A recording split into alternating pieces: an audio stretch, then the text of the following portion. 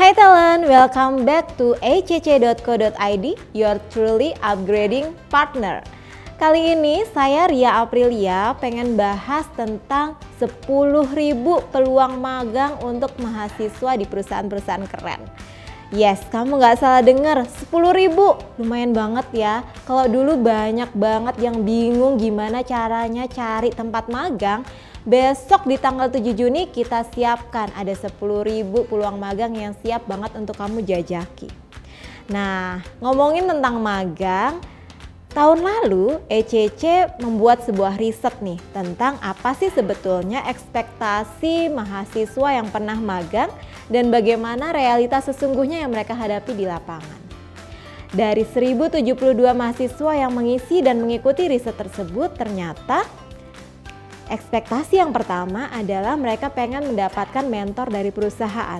Sebanyak 25% dari 1072 mahasiswa yang ikut magang ternyata memang mengharapkan adanya bimbingan lebih ya, tidak hanya dari dosen tapi juga dari mentor di perusahaan tempat magang tersebut. Kemudian yang kedua, mereka pengen adanya target atau tugas yang jelas selama periode magang yang harus mereka selesaikan. Ini akan membuat mereka merasakan adanya feeling of accomplishment ya. Jadi pengen bisa menyelesaikan sesuatu dan itu kepuasannya beda. Dan pengennya sih sesuatu yang mereka selesaikan saat magang itu sesuatu yang valuable. Sehingga itu bisa mereka sampaikan nantinya saat wawancara maupun menjadi pengalaman unik mereka ketika menyelesaikan sebuah project real yang ada di perusahaan. Yang ketiga, mereka mengharapkan adanya bimbingan atau pembekalan soft skill selama magang. Kemudian yang keempat, harapannya sih tempat magang tersebut pekerjaan yang dijalani bisa sesuai dengan bidang ilmu dan jurusan masing-masing. Sehingga immerse-nya, kemudian menikmati prosesnya bisa dapat banget. Dan yang kelima, pengen banget ternyata mendapatkan fasilitas dan upah yang layak. Khususnya ketika magang itu dilakukan di luar kota tempat tinggal atau domisili dari mahasiswa tersebut. Nah, itu tadi 5 ekspektasi yang sebenarnya diharapkan oleh mahasiswa yang pernah mengikuti magang. Lalu gimana sih realitas sesungguhnya dari proses tersebut? Ternyata yang pertama realitanya, kalau tadi ekspektasinya mereka mendapatkan mentor dari perusahaan, di realitanya banyak yang menyampaikan bahwa mereka tidak mendapatkan bimbingan atau arahan yang cukup atau supervisinya kurang sehingga mereka tidak tahu feedback atau evaluasi yang mereka dapatkan selama proses. Kemudian yang kedua, ya ternyata penempatan yang di magang tersebut beberapa kurang sesuai nih dengan bidang ilmu, jurusan maupun passion dari mahasiswa tersebut. Hal ini yang membuat kadang-kadang saat magang mahasiswa menjadi kurang motivasi, kurang semangat dalam menyelesaikan proyek atau tugas yang diberikan. Kemudian yang ketiga, durasi dan timingnya tidak tepat. Maksudnya gimana sih? Kalau sebelum kampus merdeka itu digaungkan, magang itu sebetulnya tidak bisa dikonversi sampai ke 20 SKS. Untuk itu saat proses magang biasanya mahasiswa biar cepat lulus, bersamaan dengan proses magang kemudian mengambil mata kuliah lainnya. Nah, hal ini yang seringkali berbentrokan dengan jadwal kuliah, kemudian berbentrokan juga dengan tugas-tugas kuliah yang juga menggunung pastinya ya.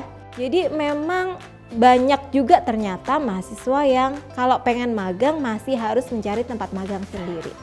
Nah, itu tuh realita yang 1072 mahasiswa yang pernah magang alami dan sampaikan kepada ECC melalui riset yang kami lakukan.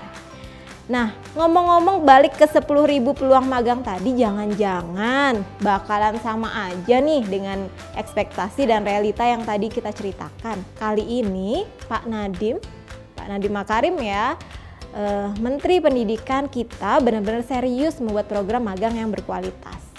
Bahkan beliau turun langsung untuk diskusi dengan perusahaan-perusahaan ternama untuk memastikan mereka komit dalam program magang yang berkualitas ini.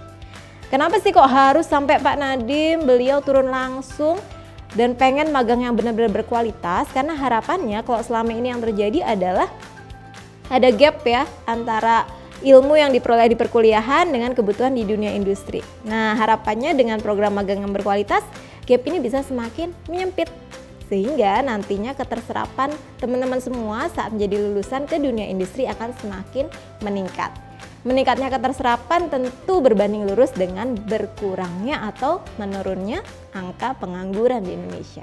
Dan itu akan bagus banget ya untuk perkembangan ekonomi di Indonesia juga. Nah, mungkin teman-teman bertanya-tanya, dari mana sih saya kok bisa tahu tentang hal ini? Kebetulan saya termasuk salah satu tim reviewer independen yang ditunjuk oleh Dikti untuk ikut membaca, mereview, dan merekomendasikan proposal magang yang masuk dari perusahaan-perusahaan untuk kemudian mencari, memilah mana program yang betul-betul menunjukkan magang yang berkualitas sesuai dengan target yang diharapkan oleh Dikti. Nah, jadi lowongan magang yang tadi bukan kaleng-kaleng ya. Di tanggal 7 Juni teman-teman simak aja. Terus sebenarnya magang yang berkualitas kayak gimana sih? Yuk kita simak. Berdasarkan jurnal, magang yang ideal itu minimal ada 4 hal. Yang pertama, ada proyek menantang yang diberikan pada tim magang untuk diselesaikan. Yang kedua, proyek relevan dengan keilmuan mahasiswa dan memang penting bagi perusahaan. Sehingga mahasiswa akan merasa dia bisa memberikan kontribusi yang positif terhadap perusahaan tempat magangnya. Yang ketiga, ada mentoring dan supervisi yang cukup selama proses. Dan yang terakhir, ada pembekalan dari mulai orientasi, training, maupun feedback selama proses. Nah, untuk magang yang ideal kayak gini nih, sebenarnya yang bakalan bisa bantu mempersempit gap antara skill lulusan dengan kebutuhan industri atau dunia kerja. Jadi setelah magang bisa banget tuh teman-teman lanjut untuk di-hire sebagai karyawan kalau antara perusahaan dengan mahasiswa magang sudah menemukan chemistry atau kecocokan antara value maupun bidang pekerjaan yang dilakukan.